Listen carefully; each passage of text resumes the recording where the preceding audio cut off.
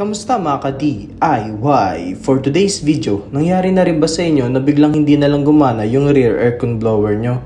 Ito ang basic step or checking na pwede nyong gawin bago ka mapagastos ng malaki. Baklasin muna natin yung pinaka rear air vent cover natin mga ka-DIY.